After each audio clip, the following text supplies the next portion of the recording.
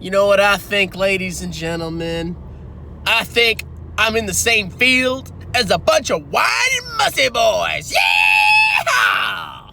Welcome back to Strongman Personal Finance. We gotta talk about the death of YouTube finance, because I've been seeing these videos everywhere. I've seen Echoes make videos about it. I've seen all these YouTubers whining about their pay going down. My pay went down. And I want to talk about this whole concept of, or the idea that YouTube finance is dead. It's dying. Nobody cares anymore. People have moved on to greener pastures. And I actually have an alternative theory that may intrigue you, okay? And this is really, it takes a lot of thought to figure this out, ladies and gentlemen, okay?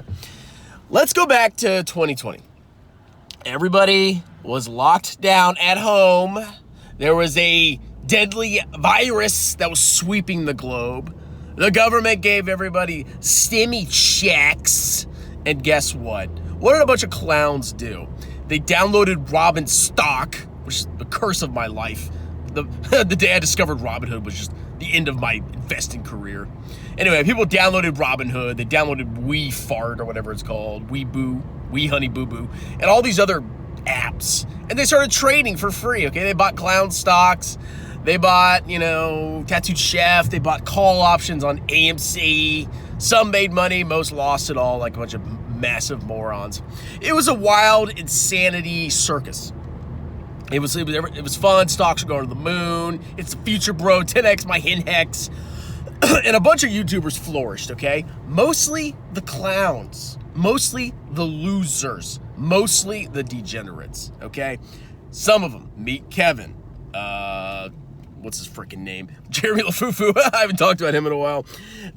Stockmo, Larry Jones, Keenan Grace, all these massive morons, okay? They were the YouTubers that flourished because they would just talk about popular stocks and say they were going to the moon. It was formulaic. It was the easiest thing possible. And then the clown market came to an end. We had inflation. The Fed raised interest rates. Stocks went down. Everybody panicked. People lost interest in stocks because they're a bunch of paper-handed MUSSY boys. It was a joke, okay? Everybody lost interest in YouTube finance. So now we're in this kind of like down period where stocks are down, interest is down, views are down, revenue's down, all of that.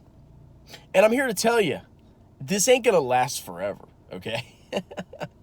Finance will come back once a bull market comes back. That's all. It's a cyclical thing, and this happens in both the investment world. This happens in a lot of different industries.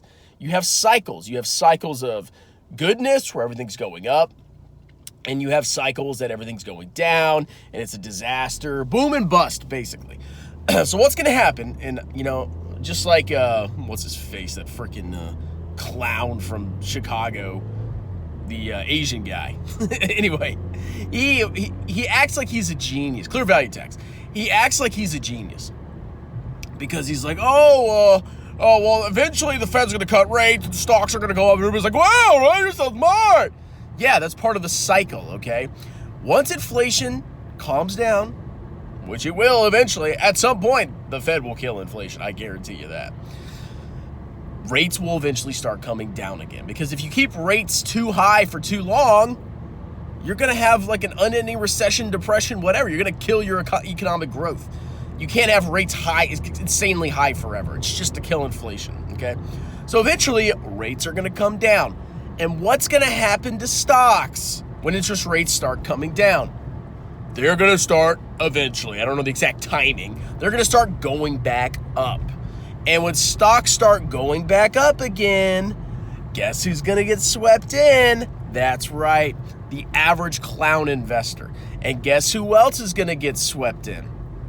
All the YouTube finance bros that let their channels die. They're going to come right back, because once the picking's good again, which it will, we're just in a cycle, guess what? All the clowns are going to come right back. Stonks are going to, it's not going to be like the pandemic, I can tell you that, okay? But stocks will go up, and some will make massive moves. And whatever stocks make massive moves, the YouTubers will talk about it. And bada bing, bada boom, you're going to have the same market that you had before. Now, it's not going to be as crazy as it was during the lockdowns, the pandemics. That was a special, unique point in time. That was like that's just fake time, okay? That doesn't count. That doesn't exist. That never happened in my mind because it's so artificially wrong. It's so artificial. You can't use it as a comparison to anything else. It was a clown market, literally.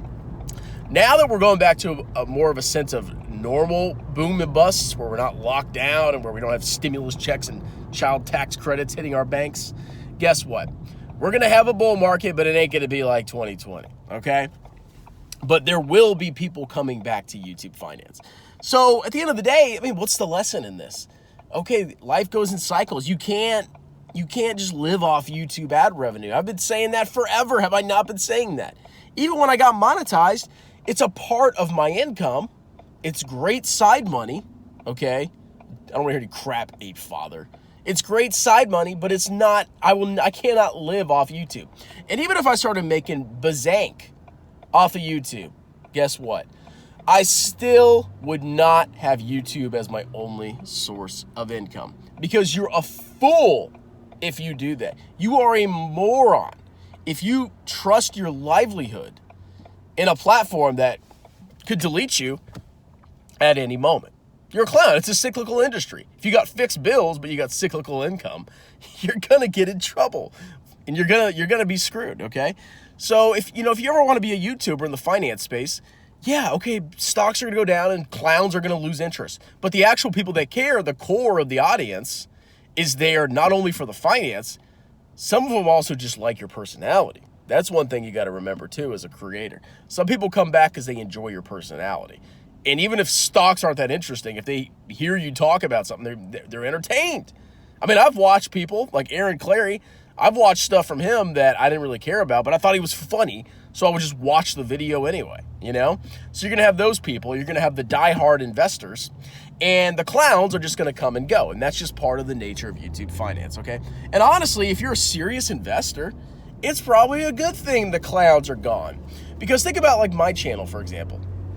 If there were no more clowns on YouTube, what would I be doing? I'd probably focus more on individual stocks. I'd probably focus more maybe on macro. I don't know. I would do other stuff because if there weren't any clowns that are constantly taking my attention, that's less time that I'm putting into those roasting videos and more time that I'm putting into, talking about subjects that the core audience, I think, actually cares about. So no, YouTube Finance isn't dead, okay? I'm sick of hearing these mussies complaining, like Graham Stephan, I don't know if I want to do this forever, I saw a comment from Spencer Cornelia. Oh, I only make $4,000 in ad revenue. Dude, you need another source of income, okay? Oh man, that's terrifying to me. And think about this, Spencer, if you actually watched to this point. You don't even have any kids, okay? You don't have any dependents. You're just you. Could you imagine one day when you get married and you have kids? If you do, maybe you swing another way. I don't know. But when you get married and have kids, you can't just live off of YouTube. You can't do it. You got mouths to feed. You need health insurance. If your kids get sick, you need health insurance. Okay, you can't live in this artificial, almost fake world that is, full-time YouTubers. So that's my thoughts. I don't think YouTube Finance is dead. It's just people, most of the clowns left. They just lost interest, but they will be back. There will be a bull market again. I guarantee. The clowns will be back. And at that point, YouTube Finance ad rates will be higher. Views will be higher. It's the same thing that happened before, just not at such an extreme, insane level where you can become a millionaire in a couple months on YouTube. You could still be successful on YouTube. You 100% can. I consider myself a success on YouTube. I get paid every month from YouTube to make videos. I just talk to my phone and I get paid. Like that's a dream almost. Even if it doesn't support my lifestyle. Even if I can't support my family off it, it's nice to get like $500 here, $600 here, $400 here. Can you really complain about that? Because if I wasn't doing this, I would get zero. I would get nothing. And YouTube's giving me amazing opportunities to, consult people, tutor people. It's given me sponsorships. I've made pretty good money off of sponsorships, the few that actually come in. This has been a realm of opportunity. And, if you ever want to make a long-term business, be a long-term self-employed person, YouTube is going to be essential to my marketing strategy. So I'm not going anywhere, but, you know, if some of the mussies leave, I guess that's okay. All right, well, I'm almost at work. I will talk to you guys later. Have a wonderful day. Cheers!